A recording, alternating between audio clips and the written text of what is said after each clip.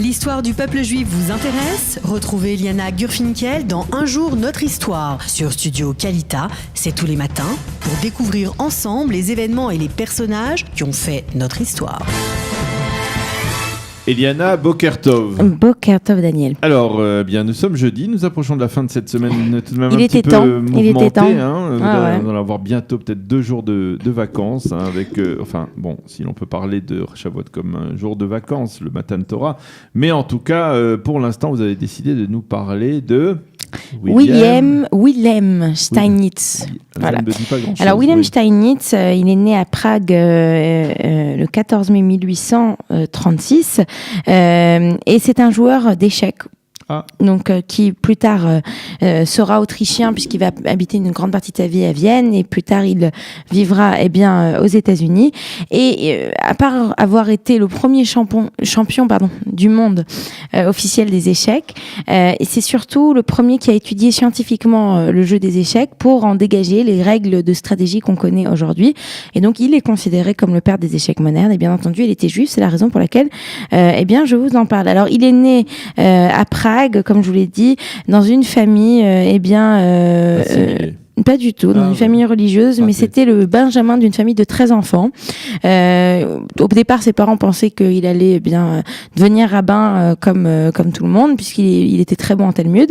Mais ses parents se rendent compte qu'il est très très bon en mathématiques aussi, et c'est la raison pour laquelle, il l'envoie dans l'Institut Polytechnique de Vienne, où là, il commence à faire des études de mathématiques. Mais il a aussi en même temps, il a une capacité, il joue aux échecs depuis l'âge de 12 ans. Et étant donné, alors il vient d'une famille très pauvre, alors il n'a pas les moyens d'acheter un kit, on va dire ça comme ça, pour jouer aux échecs. Alors il va lui-même dessiner, il va prendre une planche de bois qu'il va dessiner pour faire les 2 cases, vous savez, je sais pas comment on appelle ça, le noir et le blanc. Noir et le blanc, oui, mais ça a un nom. Je ne sais pas. Voilà, donc je suis sûre qu'il y a un nom. Et puis il va aussi lui-même préparer. Oui, un échiquier, voilà. On est vraiment fatigués ce matin. Et il va aussi préparer les pièces. C'est la fin de la semaine, Daniel, vous l'avez dit. Il va préparer lui-même ses pièces. Et c'est comme ça, en fait, qu'il va commencer à jouer. Et il va commencer à jouer et puis à développer, en fait, son jeu et ses techniques, et c'est ainsi qu'il devient en 1858 il est accepté dans le club d'échecs de Vienne, et très rapidement il va être reconnu pour être un joueur brillantissime. Il va gagner au fur et à mesure de nombreux prix, et à force de gagner, il va délaisser les mathématiques et il va se concentrer seulement sur les échecs, et il va faire une très très belle carrière. Mais étant donné qu'il avait commencé avec les mathématiques, il va continuer à écrire de façon systématique ses coups, à les décrire, à faire toute une théorie autour des coups d'échecs, ce qui était à l'époque, aujourd'hui c'est presque courant, hein, les joueurs d'échecs ils savent réfléchir à des coups, ils ont des problèmes d'échecs, ils réfléchissent qu'est-ce qu'on peut faire de façon assez mathématique, mais à l'époque ce n'était pas aussi développé, et lui va énormément développer cet aspect du jeu d'échecs. Il faut dire que très rapidement, il va être reconnu. Étant reconnu, il va voyager un petit peu dans le monde, il va vivre une partie de sa vie à Londres, il va finir sa vie aux États-Unis, et il va mourir de démence, comme quoi ce ne sont pas les échecs qui lui auront conservé ses capacités intellectuelles. En quelle année ?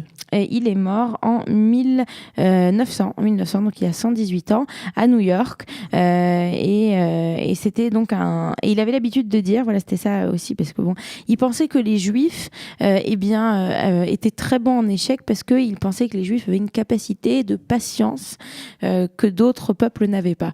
Alors moi, je me suis dit, mais qu'est-ce que ça veut dire cette capacité de patience ? Je me suis dit, c'est peut-être, on a tellement été persécutés qu'il fallait être très patient et ne pas réagir. Non, on est patient pour attendre. Le Mashiach ? Ah ben voilà. Donc c'était un messianique, comme vous nous l'apprenez ce matin.